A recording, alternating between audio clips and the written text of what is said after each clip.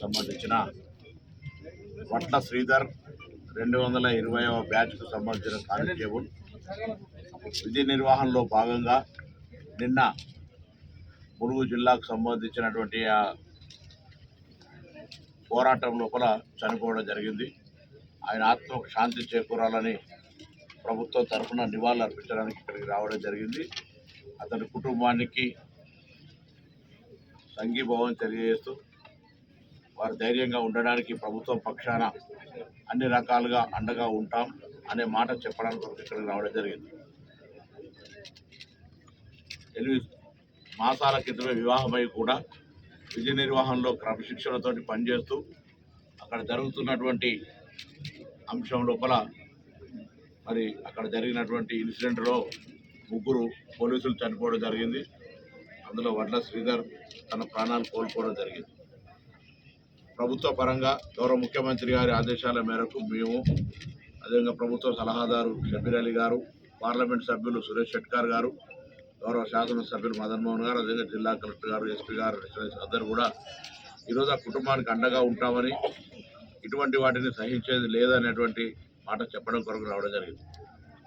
ప్రభుత్వం తరఫున ఇప్పటికే అన్ని వర్గాలకు సంబంధించి హింస తావుండద్దు, హింస ఏ అంశానికి కూడా పరిష్కారం కాదు, ఏదైనా చర్చలతో పరిష్కారం కావాలని చెప్పడం జరిగింది. అటు కేంద్ర ప్రభుత్వం చేస్తున్నటువంటి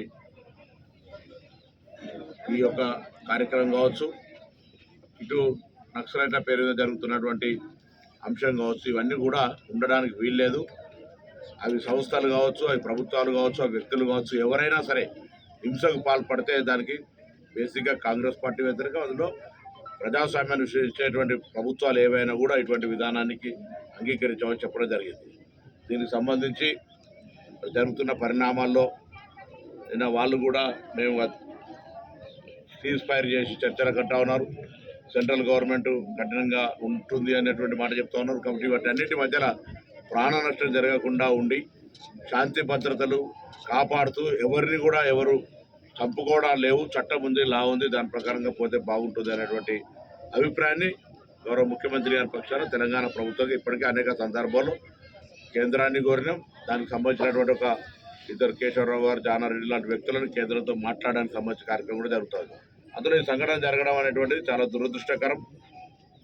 ఆ యువకుడికి జరిగిన నష్టాన్ని ఎవరు తేలేకపోయినప్పటికీ కూడా ఇటువంటి విధి నిర్వహణలో చనిపోతున్నటువంటి పోలీసులు కానీ ఇతర ఎవరైనా కూడా ప్రభుత్వం అండగా ఉంటుంది. అందులో ముఖ్యంగా శాంతి భద్రతలు కాపాడడానికి సంబంధించిన జరుగుతున్న అంశంలో చనిపోయినటువంటి అంశంగా వారికి ప్రభుత్వం అండగా ఉండి వారికి మొత్తం కుటుంబ పరంగా దాదాపు 2,17,00,000 రూపాయలు వివిధ పద్ధతుల ద్వారా ఒక 300 గజాల స్థలము వాళ్ళ కుటుంబంలో ఒక ప్రభుత్వ ఉద్యోగాన్ని ఇచ్చడానికి మరి నిర్ణయం తీసుకోవడం జరిగింది. వాటికి సంబంధించిన కార్యక్రమాలు జరుగుతాయి. అదేవిధంగా అధికారికంగా వారికి నివాళులు అర్పించి వారిని ఆత్మకు శాంతి చేకూరాలని మేము కోరుకుంటాం. అందరూ కూడా మెట్లు దిగొచ్చి మేము హింసకు వాళ్ళు కూడా గౌరవ ముఖ్యమంత్రి గారు ఏదైతే కోరుకుంటా ఉన్నారో ఏ అంశమైనా గతంలో చర్చలు జరిపిన ప్రభుత్వంగా గతంలో ఉన్నటువంటి తీవ్రతను తగ్గించి ఈరోజు కొంత మన రాష్ట్రంలో వీలైనంత ప్రశాంతంగా ఉండేటువంటి పరిస్థితుల్లో జరిగిన సంఘటనలు ఇవన్నీ జరుగుతున్నటువంటి ఆపరేషన్ గగార్కు సంబంధించిన అంశం లోపల శాంతి ద్వారా చర్చల ద్వారా ఈ అంశం పరిష్కరించబడితే ప్రాణనష్టం లేకుండా, హింస లేకుండా అన్ని పక్షాలు బాగుంటుండే అనే అభిప్రాయాన్ని తెలంగాణ రాష్ట్ర ప్రభుత్వంగా వ్యక్తం చేసినారు. అందుకు కొంత ముందడుగు వేసి చర్చలకు సంబంధించిన కొంత ప్రతినిధులు, సీనియర్స్ను ముందుకు తీసుకొచ్చినారు. గతంలో చర్చలకు నాయకత్వం వహించిన జానారెడ్డి గారు. ఇది జరుగుతున్న పరిణామం లోపల వాళ్ళు కూడా ఒక అడుగు కిందికి వచ్చి మేము కాల్పులు నిర్మిస్తూ ఉన్నాం, మేము కూడా ప్రజాస్వామ్యాన్ని ఒక మెట్టు దిగినట్టుగానే ప్రజాస్వామ్యం మీద శాంతియుతంగా మేము డిస్కషన్కు అనేటువంటి మాట వాళ్ళ సందేశాన్ని ఇచ్చినారు.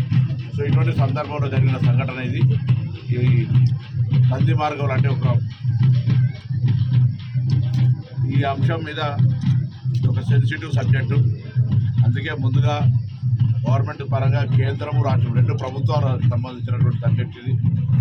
సెంట్రల్ సబ్జెక్టు, ఈ ఫెడరల్ సిస్టమ్లు ఇవన్నీ కూడా 2 కూడా ప్రభుత్వాలు శాంతి భద్రతకు సంబంధించినటువంటి ఈ అంతర్గత భద్రతకు సంబంధించి బయట ఇంటర్నేషనల్ ఇష్యూస్ వచ్చినప్పుడు వేరు, state and internal state India వచ్చినప్పుడు జరిగిన సంఘటనల లోపల ఇటువంటి జరుగుతున్న సందర్భంలో ఏ మార్గం వహిస్తే బాగుంటుంది అనేటువంటి డిఫరెన్స్ ఆఫ్ ఒపీనియన్ ఉన్నా ఏది ఉన్నా డిస్కషన్ తోటి సాల్వ్ అవుతుంది, పరిష్కారం అవుతుంది అనేటువంటి విశ్వాసం కొద్దీ మేము మా ప్రతిపాదన వస్తున్నాం. వాళ్ళు కూడా ప్రతిపాదన వచ్చారు.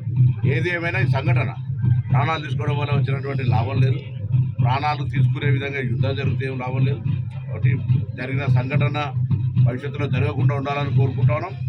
అందుకే శ్రీధర్ గారి ఆత్మకు శాంతి చేకూరాలని వారి కుటుంబానికి సంఘీభావం చెప్పడానికే ప్రభుత్వం తరఫున జరిగింది.